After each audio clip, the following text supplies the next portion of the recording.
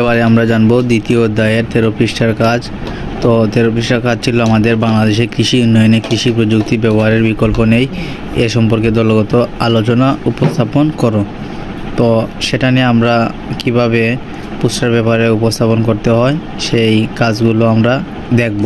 তো আমরা আগের 11 পৃষ্ঠার কাজের মধ্যে জেনেছিলাম যে ভূমিকা লিখতে হবে প্রথমে, তারপর কৃষি প্রযুক্তির গুরুত্ব, তারপর কৃষকের জীবনমান উন্নয়ন এবং জলবায়ু পরিবর্তনের সাথে খাপ খাইয়ে নেওয়া, ডিজিটাল প্রযুক্তি, বাংলাদেশে কৃষির প্রযুক্তির ব্যবহার সাফল্য, এরপর আছে প্রযুক্তি ব্যবহারের চ্যালেঞ্জ ও সমাধান। তারপরে টপিকসটা হচ্ছে আমাদের উপসংহার যেটা আছে সেটা না লিখলেও চলবে, তো হচ্ছে ভূমিকাটা না দিলেও চলে। আমরা এখন থেকে জানবো কিভাবে আমরা এটা করব। তো 13 পৃষ্ঠার কাজ হচ্ছে বাংলাদেশে কৃষি উন্নয়নে কৃষি প্রযুক্তি ব্যবহারের বিকল্প নেই এ সম্পর্কে দলগত আলোচনা উপস্থাপন করা। এটা আলোচনা উপস্থাপন করব।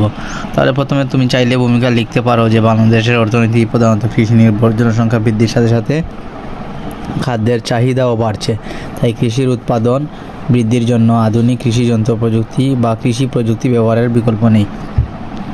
কৃষি প্রযুক্তির গুরুত্ব: ফসল উৎপাদন বৃদ্ধি, উন্নত বীজ, সার, সেচ ও কৃষি যন্ত্রপাতি ব্যবহারের ফলে উৎপাদন বৃদ্ধি পায়।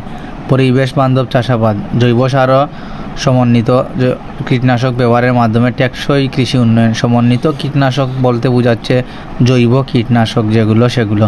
কৃষকের জীবনমান উন্নয়ন, কৃষি যান্ত্রিকীকরণ, শ্রম ও সময় বাঁচিয়ে কৃষকদের আর্থিক সচ্ছলতা নিশ্চয় করে। অর্থাৎ কৃষির যে যন্ত্রপাতি, আধুনিক যন্ত্রপাতি সেগুলো ব্যবহার করার ফলে কৃষকের শ্রম অনেকাংশে আগের থেকে কমে যাচ্ছে এবং সময়ও অনেকটা বেঁচে যাচ্ছে।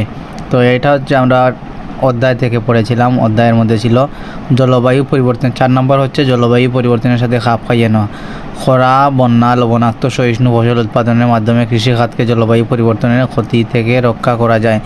যেমন আমাদের দেশে অনাবৃষ্টির কারণে খরা দেখা দেয়, অতিবৃষ্টির কারণে বন্যা দেখা যায়। তো ফসলগুলো সেইটা কীভাবে সহনীয়ভাবে নিতে পারে সেই ধরনের ফসল উৎপাদনের মাধ্যমে কৃষিখাতকে জলবায়ু পরিবর্তনের ক্ষতিকর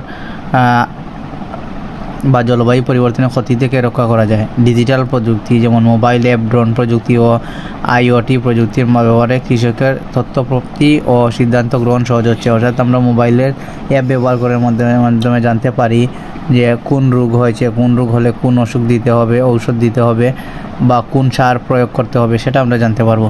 বাংলাদেশে কৃষি প্রযুক্তির ব্যবহার ও সাফল্যটা হচ্ছে ধান উৎপাদনে ধান, BRRI ও হাইব্রিড ধানের সাফল্য, স্বল্প পানি ব্যবহারকারী ফসল চাষ প্রযুক্তির প্রচলন, অর্থাৎ কম পানি ব্যবহার করে যে ফসলগুলা বা উচ্চ ফলনশীল ধানের জাত আমাদের কি করবে, ফসল উৎপাদনটা ত্বরান্বিত করবে। কৃষি যন্ত্রপাতি যেমন কম্বাইন হারভেস্টার, পাওয়ার টিলার ব্যবহারের ফলে শ্রম ও সময় সাশ্রয় হয়। কৃষি বিপণনে অনলাইন প্ল্যাটফর্মের ব্যবহার বাড়ছে।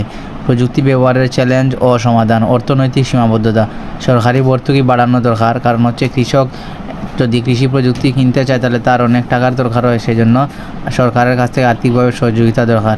কৃষকদের প্রশিক্ষণের অবস্থা: স্থানীয় পর্যায়ে প্রশিক্ষণ কেন্দ্র স্থাপন জরুরি।